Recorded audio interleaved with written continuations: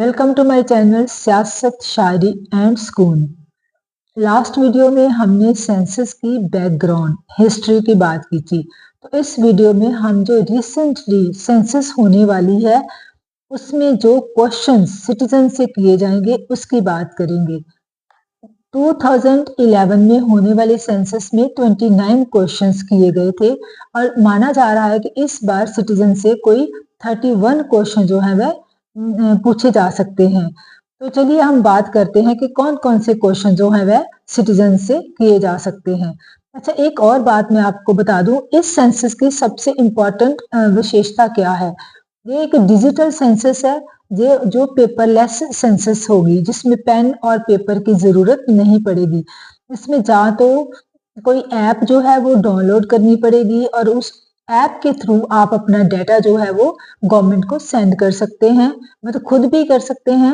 और जहाँ फिर वहां से कोई अधिकारी आपके घर आएगा, क्योंकि हर बंदा जो है वो कंप्यूटर में स्किल्ड नहीं है, वो इन सवालों के जवाब खुद फिल नहीं कर सकता है। तो इसके लिए कुछ लोगों की ड्यूटीज लगेंगी और वह आपके घर में आके आपका डाटा कलेक्ट करेंगे। तो डाटा देते वक्त आपको बहुत सारी बातों का ध्यान रखना होगा, उसके बारे में भी आज की वीडियो में मैं चर्चा करूंगी। तो सबसे पहले हम बात करते हैं कि कौन से क्वेश्चन आपसे पूछे जा सकते हैं। सवाल होगा कि आपके घर के बारे में, कि आपका घर किस मटेरियल का बना है।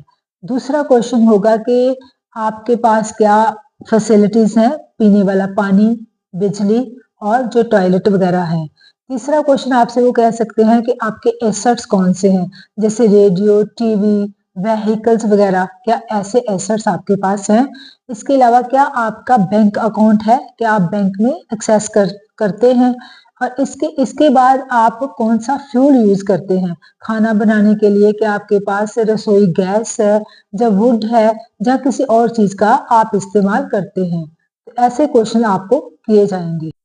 इसके बाद जो सेकंड फेज होगा, जो 2027 में शुरू होगा, उसमें भी कुछ क्वेश्चन आपसे किए जा सकते हैं और उसमें ज्यादातर क्वेश्चन आपकी आइडेंटिटी को लेकर होंगे, जैसे आपका नाम क्या है, आपकी एज क्या है, आपका रिलीजन क्या है, आपकी कास्ट क्या है। पहले जब सेंसस होती थी तो उसमें ज्यादातर मेन और वुमेन की ही बात होती थी कि आप मेल हैं या फीमेल हैं, लेकिन इस सेंसस में जो थर्ड जेंडर है उसका भी कॉलम होगा।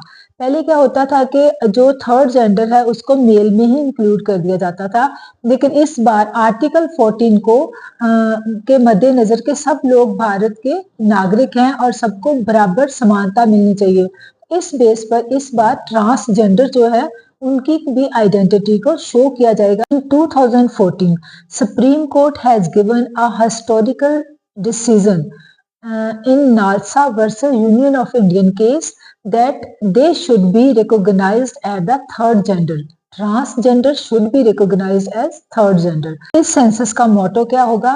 जन भागीदारी से जन कल्याण। इस सेंसस की एक और स्पेशलिटी क्या होगी कि इसमें जो लोकसभा और राज्य विधानसभा की सीट्स हैं उनको काफी देर से चेंज नहीं किया गया है।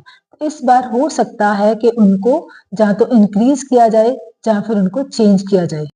इस टाइम पे सेंसस होने वाली है वो वह एक डिजिटल सेंसस है। तो डिजिटल सेंसस में क्या नागरिकों के साथ कोई फ्रॉड भी हो सकता है और आप उस फ्रॉड से कैसे बच सकते हैं। सरकारी अधिकारी सिर्फ आपसे कॉमन क्वेश्चन कर सकते हैं आपकी आइडेंटिटी के बारे में। वो आपसे बैंक अकाउंट की बात नहीं कर सकते हैं कि आपका बैंक अकाउंट नंबर क्या है, पासवर्ड क्या है और वन टाइम पासवर्ड क्या है, या फिर पिन क्या है। ऐसे सवालों के जवाब आपने नहीं देने हैं।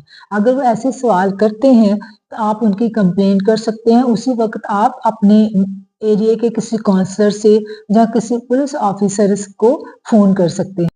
अच्छा, सेंसस की बात करते करते एक और क्वेश्चन मेरे माइंड में आया कि क्या जब भी सेंसस हुई है तब पॉपुलेशन इंक्रीज हुई है या कभी डिक्रीज भी हुई है। तो इसका मुझे जो जवाब मिला उसका भी मैं आंसर आपको बता देती हूँ।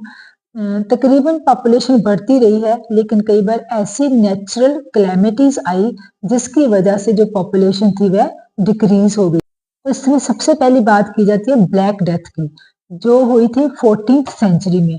14th सेंचुरी में पूरे वर्ल्ड में जो पॉपुलेशन थी वो कोई नियर अबाउट 450 मिलियन थी, लेकिन उस टाइम पे प्लेग फैली थी एशिया, अफ्रीका और यूरोप के देशों में और उससे पॉपुलेशन बहुत कम हो गई थी। ये नियर अबाउट 350 मिलियन तक चली गई थी और इसको पहले वाले लेवल पे आते-आते कम से कम 200 इयर्स लग गए थे। इस तरह से फर्स्ट वर्ल्ड वार के बाद स्पेनिश फ्लू फैला था और इससे भी 5 करोड़ से लेकर 10 करोड़ तक लोगों की जान चली गई थी।